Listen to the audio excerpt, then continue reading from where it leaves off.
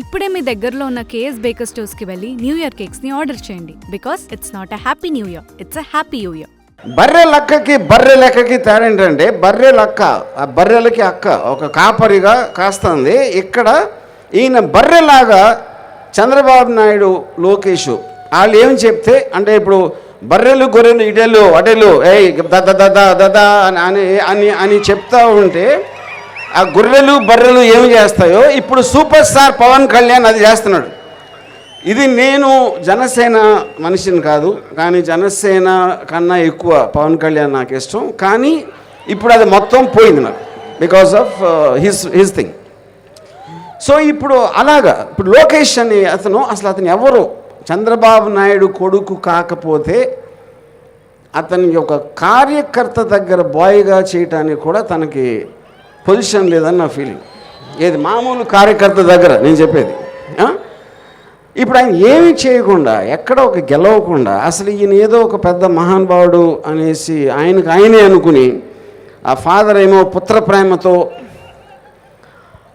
ఆయన లేపి చేయటానికి ఇవన్నీ అందరూ గమనిస్తారు. నేను ఒక్కనే కాదు కదా, టోటల్ ఆంధ్రప్రదేశ్లో ప్రజలందరికీ ఆ వ్యూ పాయింట్ ఉంటుంది. ఆ వ్యూ పాయింట్లో నేను వాళ్ళని సినిమాలో క్యాప్చర్ చేయడం జరిగింది. అప్పుడు అది చూసినప్పుడు ప్రజలందరికీ ఆల్రెడీ ఒక ఒపీనియన్ ఫామ్ అయి ఉంటుంది. ఆ ఒపీనియన్లో చూస్తే నువ్వు చేసింది కరెక్టా లేకపోతే కాదా అని థియేటర్లో ఉన్న వాళ్ళకి తెలుస్తుంది. ఎందుకంటే చేసింది వాళ్ళ కోసం. మీరు స్పీచ్లు ఇచ్చినా, ర్యాలీలో మాట్లాడినా, మీటింగ్లో మాట్లాడినా, ఎక్కడ మాట్లాడినా సరే ఫైనల్గా ఇంకొకళ్ళకి కమ్యూనికేషన్ చేయడానికి ట్రై చేస్తాం మనం. అలాగే ఈ సినిమా అనేది నా కమ్యూనికేషన్ నేను వీళ్ళ మీద ఫీల్ అయ్యేది. ఆబ్వియస్లీ నేను కొంతమంది నేను వైసీపీ కవర్ట్ అని నేను చెప్తున్నాను కదా ఓపెన్గా, నేను జగన్కి ఫేవర్గానే ఉంటుంది ఈ సినిమా. జగన్ అంటే నాకు చాలా మంచి అభిప్రాయం అని చెప్పింది. దాని తర్వాత ఇంకా కోవట్ ఏంటి?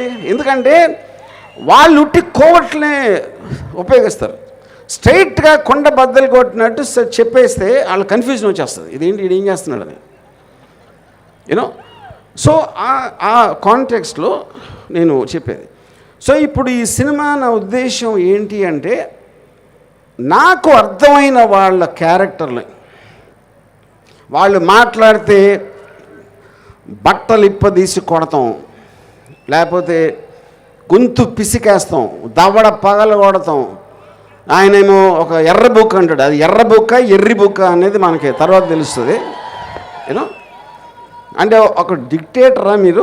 డెమోక్రటిక్ కంట్రీలో పేర్లు రాసేసుకుని వీళ్ళందరి సంగతి చేస్తానంటే నాకు తెలిసి కిమ్ యాన్ యంగ్ కూడా చేసి ఉన్నాడు అలాంటిది నార్త్ కొరియాలో యూనో. సో ఈ కైండ్ ఆఫ్ రెటారిక్ డైలాగ్స్తో వచ్చే వాళ్ళ మెంటాలిటీ ఎలా ఉంటుందని నేను రీసెర్చ్ చేసిన అవసరం లేదు. మీరు ఎవరైనా సరే యూట్యూబ్ వీడియోలు చూస్తే తెలిసిపోతుంది దాని గురించి.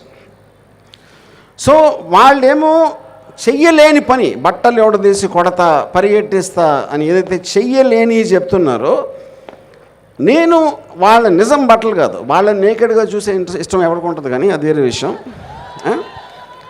వాళ్ళ యాక్చువల్ ఆలోచనని, వాళ్ళ సంకుచిత్వానికి ఆ బట్టలు మాత్రం ఈ సినిమాలో కంప్లీట్గా ఇప్పైపోతున్నా.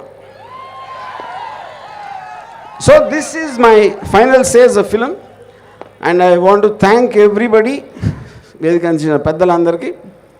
అండ్ వ్యూహన్ సినిమా అనేది నేను ఇందాక చెప్పినట్టు it's a very unique kind of a film. అందుకని నా ఫీలింగు వాళ్ళు కూడా ఆ టెన్షన్ ఫీల్ అవడానికి అదే రీజను.